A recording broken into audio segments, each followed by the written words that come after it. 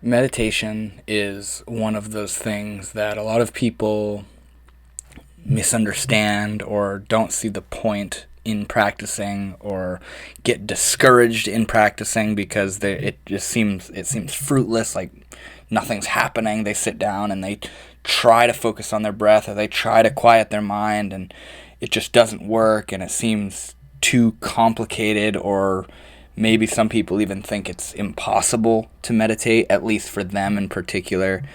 And I feel like a lot of this, if not all of it, really stems out of our misunderstanding of what meditation is. A lot of people think meditation is to think of nothing, or to stop thinking, or to sit still and not do anything for 20 minutes or whatever it is. But what I just described, the sitting down, the following the breath, the repeating the mantra, doing yoga, doing asanas, or going for a walk, or cleaning, or whatever it is, whatever form that the meditation takes for you, that isn't the meditation. Put simply, and without any deeper thought or analysis or contemplation on it, yes, we could say that sitting down and following your breath is meditation, or doing yoga is meditation, or going for a walk is meditation, or cleaning is meditation, but that's just the simple way to put it. When you sit down, let's use the formal, traditional way of meditation, where you sit down and you follow your breath. I understand that there's many different strategies and techniques and different various ways that meditation is practiced, but let's just keep it simple and think of the traditional sitting down, and you focus on the rising and falling of your breath, whether that's focusing on the tip of your nose or your abdomen, going up and falling, going up and falling. That alone, the sitting down and following your breath, is not the meditation. It looks like the meditation, and put simply can be called the meditation, but what that is, the sitting down and following your breath, that is the key. There's all sorts of different analogies that I could use to describe it.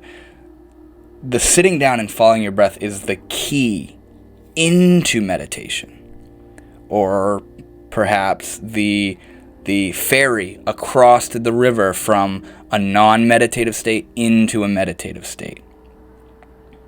It's the vehicle, it's the gateway, it's the bridge, it's the key. The sitting down and focusing on your breath is only a means of entering into a meditative state. Sitting down and focusing on your breath is not meditating. Meditating is something that can come about when we practice and implement certain techniques and in certain circumstances. You know what I mean? Like, honestly, unless you're a very advanced meditation practitioner, a meditative state arising in you is kind of dependent on a lot of factors. You have to be quite practiced in meditation to be able to sit down and enter into a meditative state at your own bidding. For a lot of us, myself, maybe you if you're watching this, and a lot of other practitioners, like casual practitioners of meditation, I would say, just speaking from personal experience, 70 to 80% of my meditations, my formal meditations, I meditate at the end of the night for 20 minutes every night.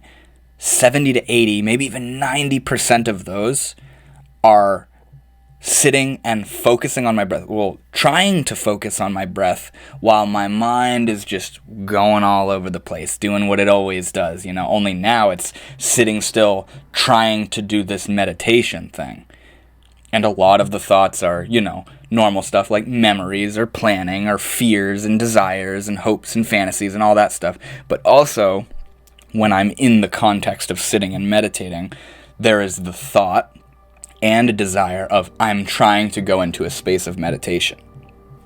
That consumes 70 to 90% of my formal meditations. But that 10%, that 30 to 10%, it seems more realistic to say 10%, maybe even 5% of my sittings, in that small percentage is the actual meditative space coming about. And it's a space, it's a state that you get into. And the way you get into that is by doing the formal practice of sitting and following your breath. And remember, we're just using the sitting and following your breath as the example for that.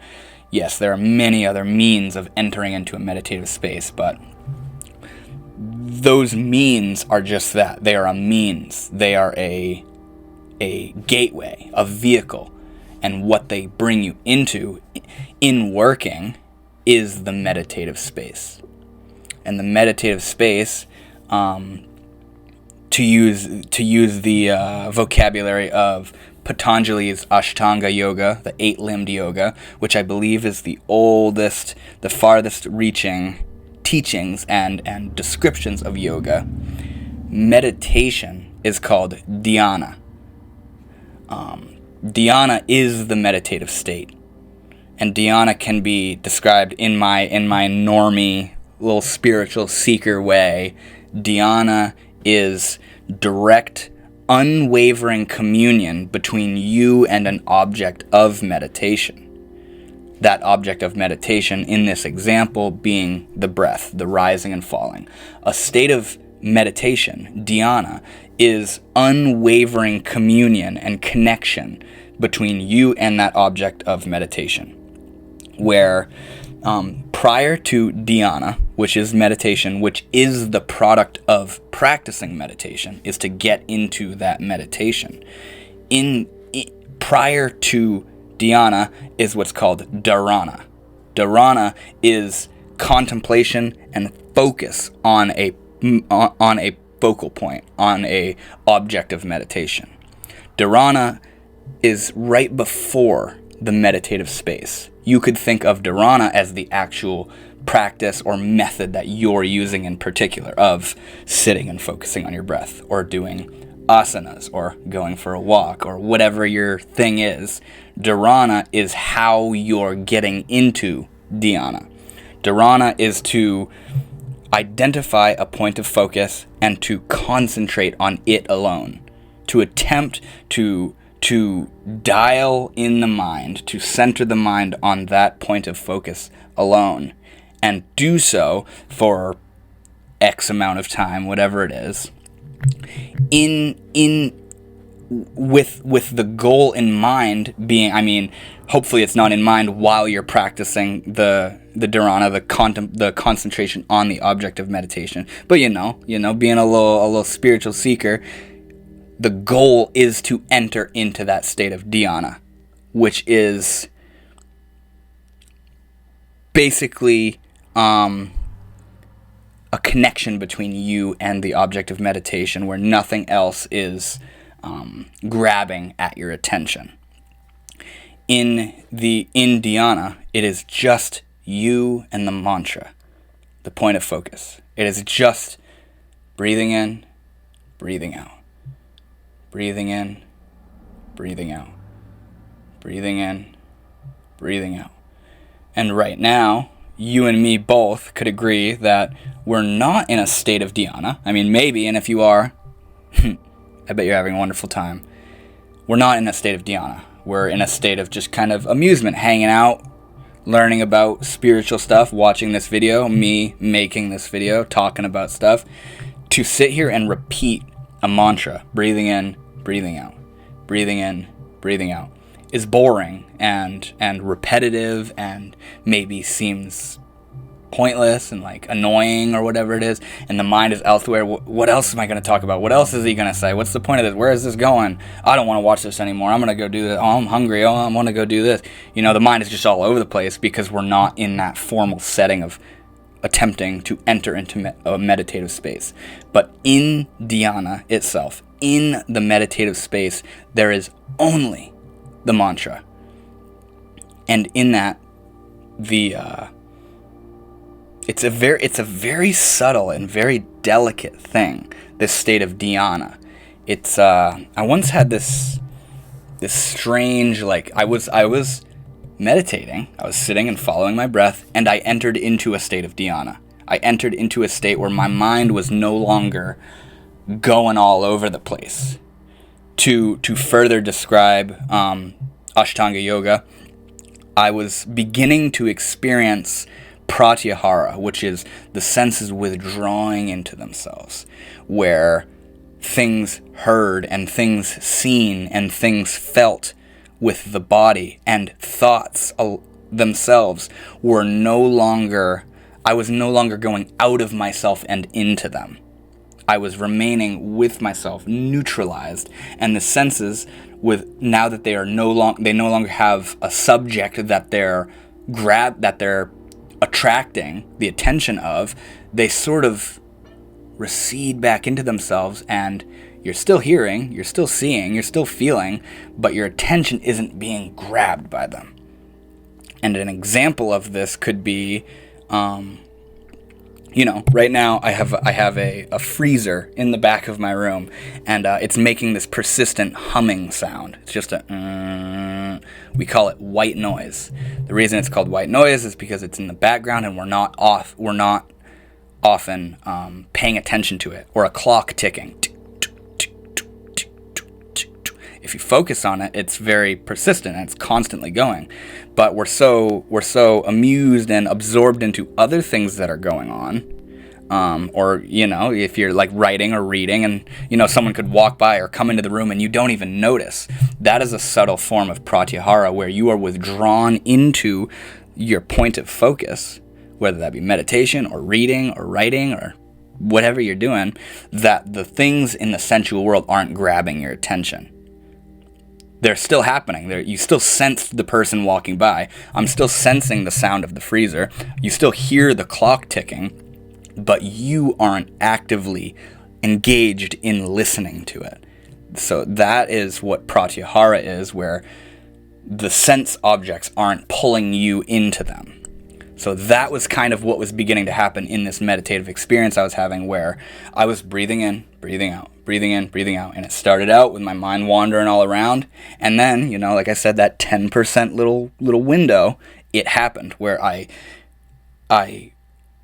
merged into the breathing in, breathing out. And my mind, I wasn't thinking of anything else. It was just breathing in, breathing out, breathing in, breathing out.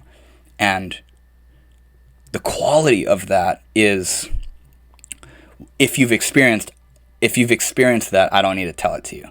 But if you haven't experienced it, the quality of that meditative absorption is the point of why we meditate.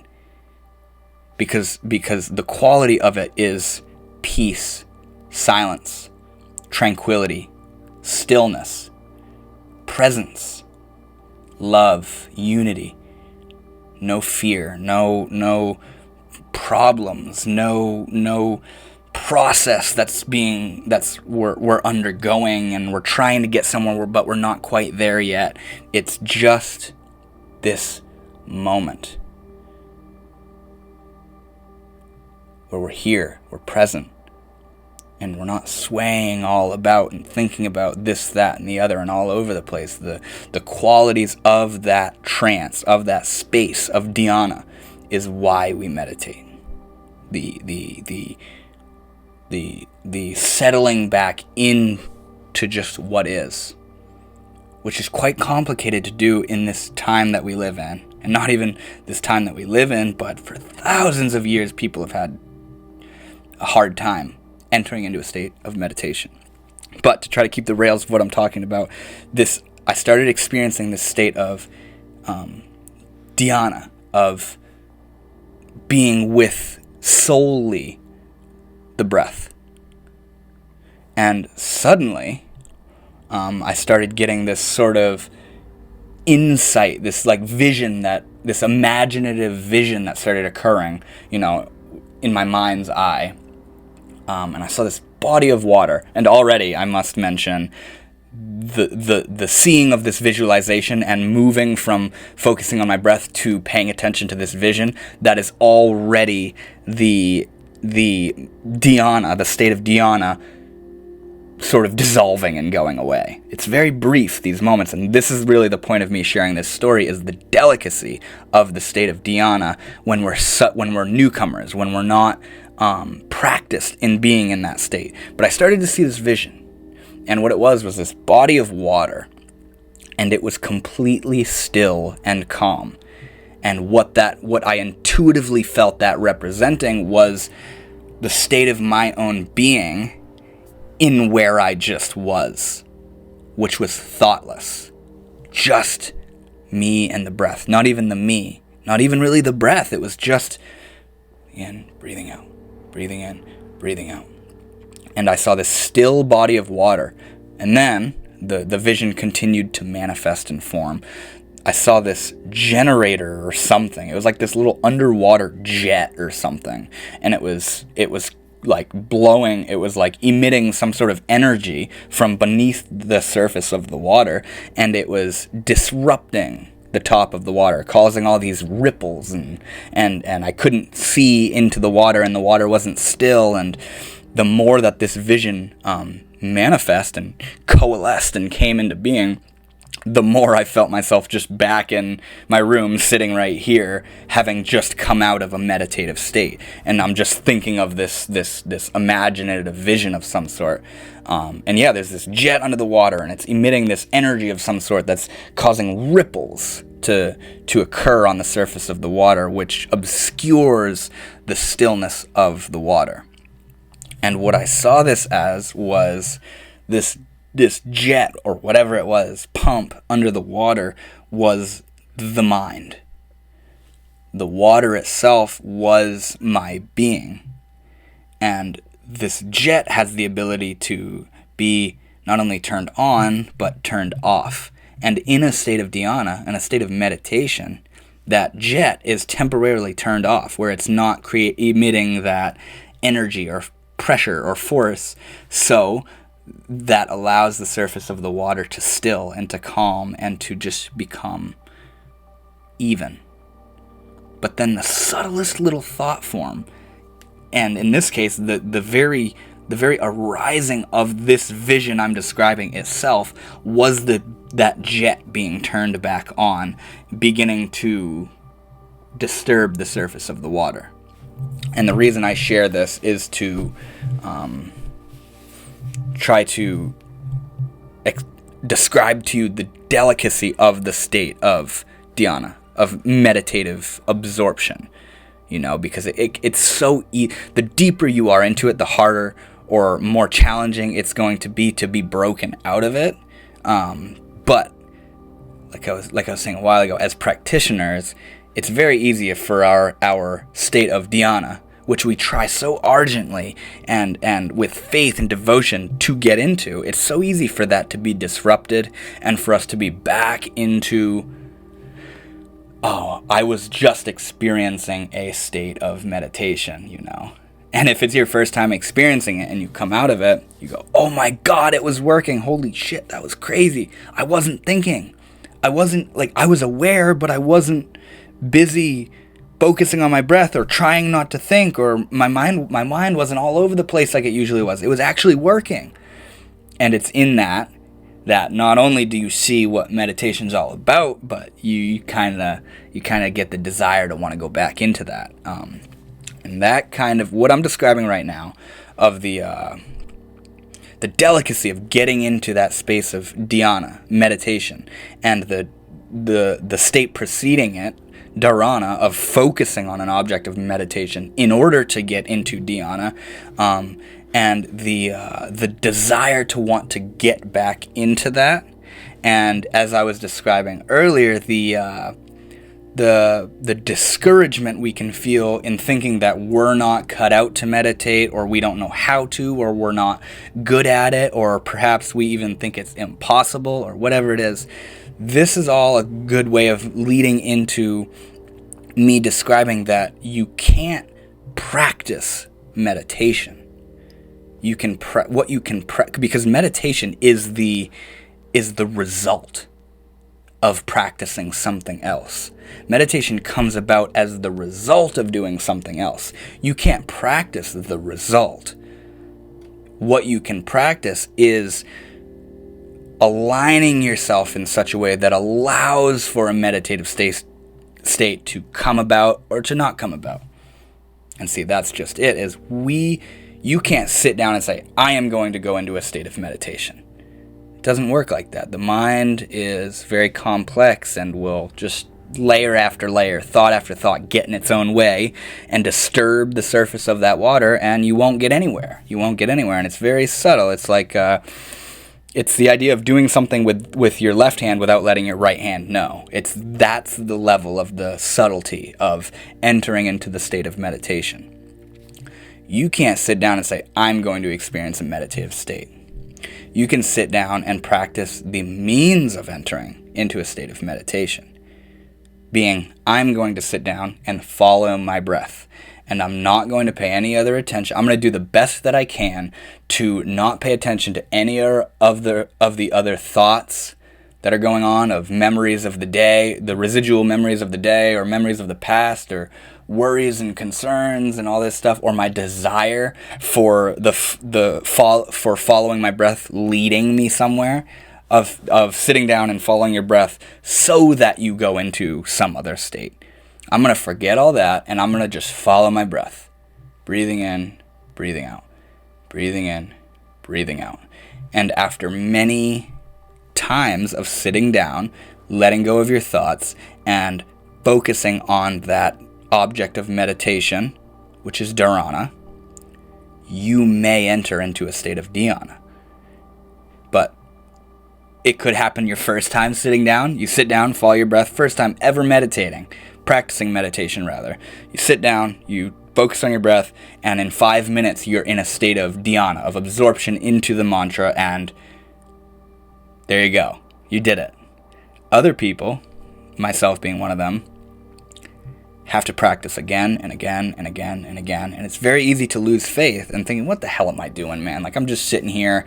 I have so much other better things I could be doing. I could be sleeping right now. I could be out doing something. I could be talking to someone. I could go play my video game. You know what I mean? What am I doing sitting here following my breath? Like, I look like a fool right now. It takes a lot of time of repeating that, where in one instance, under certain circumstances, the stars are all aligned, I enter into a state of dhyana.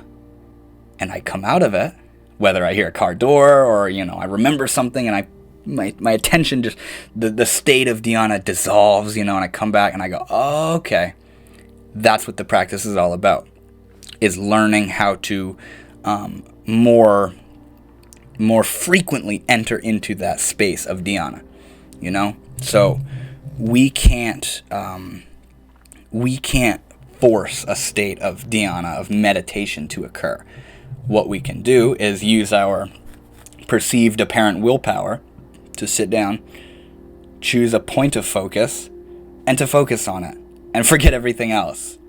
And a state of meditation, being the result of focusing on that point, that mantra,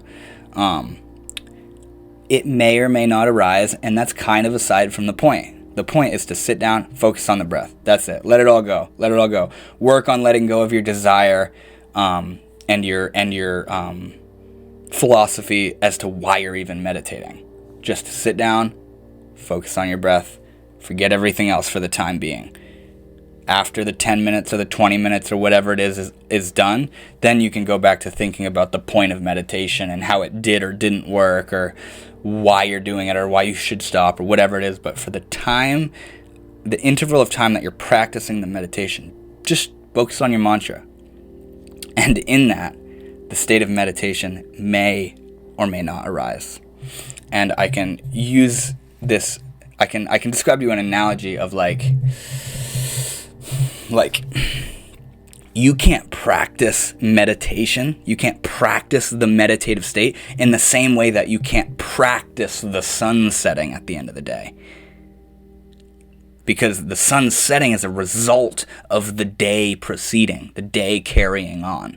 You can't practice the sun setting because the sun setting happens naturally as the day goes on. Or like sleeping. You can't practice the state of sleeping. You can lay down, shut your eyes, shut up, and then sleeping will arise. Or might not arise, depending on whatever you're doing, you know? But I'm trying to give you the example of how the meditative state is the result of doing something else. And that something else you're doing is the focusing on the mantra. So you can't practice the fruit of doing the practice. I hope that makes sense. Another analogy I could use is like if you don't go fishing, you're not going to catch any fish. But if you go to a body of water, you cast a line out, and you wait, you may or may not catch fish. You can't practice catching the fish. You can practice the means of catching a fish arising or not arising. You see what I'm saying? If you don't go fishing, aka if you don't sit down and practice going into a state of meditation, you're not going to catch any fish. You're not going to go into a state of meditation. But if you go to a body of water and you cast that line out, you sit down, you focus on your breath, you might catch a fish. You might go into a state of meditation. Or you might not catch a fish. You might not go into a state of meditation. And that's literally the same thing I'm talking about with the meditation thing. If you don't go fishing, you're not going to catch fish. But if you go to the water, cast a line, you might catch a fish. Your chances of catching a fish are much higher when you go fishing than if you don't go fishing. And that's the same thing with meditation, where your chances of entering into a state of dhyana, of meditative tranquility, are much higher when you practice dharana, which is the real practice, the observable practice of sitting down, up straight, focusing on your breath. Your chances of going into a state of dhyana are much higher when you actually practice the means of getting into that state of dhyana. So I think that's enough for this video.